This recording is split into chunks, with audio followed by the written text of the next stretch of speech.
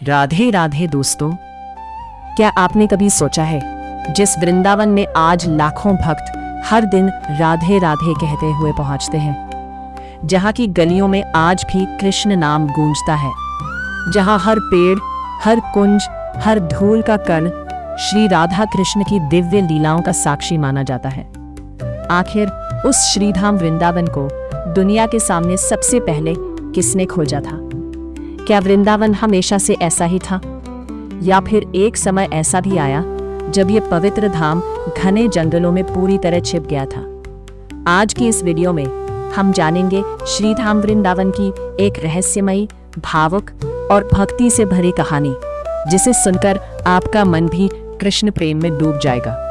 दोस्तों, द्वापर युग में जब भगवान श्री कृष्ण पृथ्वी पर अपनी दिव्य लीलाएं कर रहे थे, तब वृंदावन सिर्फ एक स्थान नहीं था, बल्कि स्वयं गोलोक धाम का अंश माना जाता था।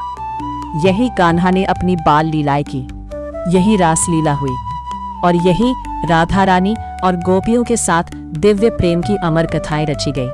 लेकिन जब श्री कृष्ण इस पृथ्वी से अपने धाम लौट गए, तो धीरे धीरे समय बदलता गया।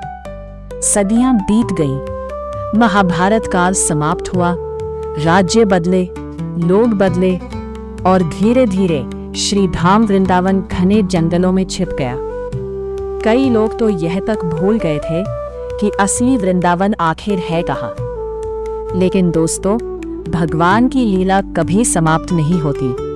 करीब 500 साल पहले बंगाल की धरती पर एक महान संत का प्राकट्य हुआ, जिन्हें दुनिया श्री चैतन्य महाप्रभु के नाम से जानती है।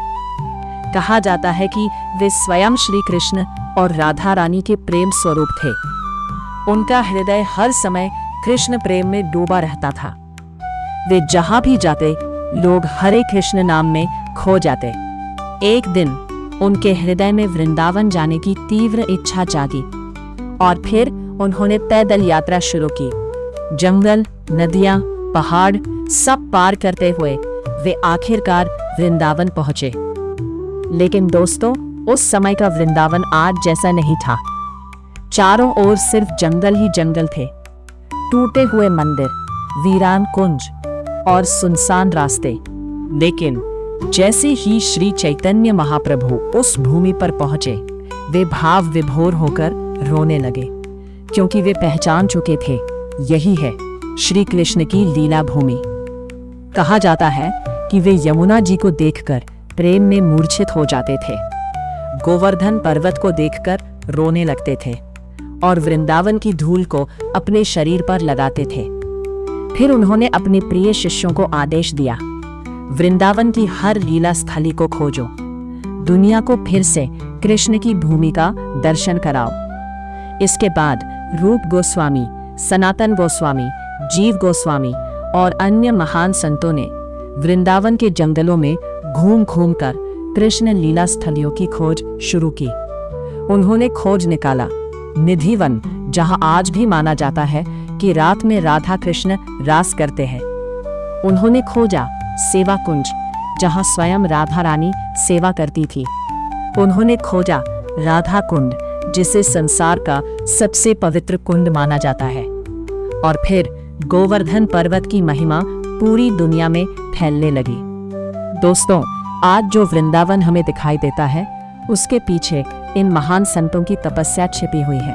अगर श्री चैतन्य महाप्रभु और गोस्वामियों ने वृंदावन को फिर से प्रकट न किया होता, तो शायद आज हम श्री कृष्ण की उन दिव्य लीला स्थलियों के दर्शन भी नहीं कर पाते।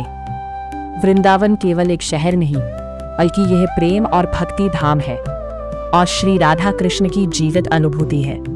कहा जाता है, जो एक बार सच्चे मन से वृंदावन चला जाता है, उसका हृदय हमेशा के लिए वही रह जाता है। अगर आपको भी श्रीधाम वृंदावन से प्रेम है, तो कमेंट में जरूर लिखें राधे राधे, और ऐसी ही भक्ति भरी वीडियो के लिए चैनल को सब्सक्राइब जरूर करें। राधे राधे।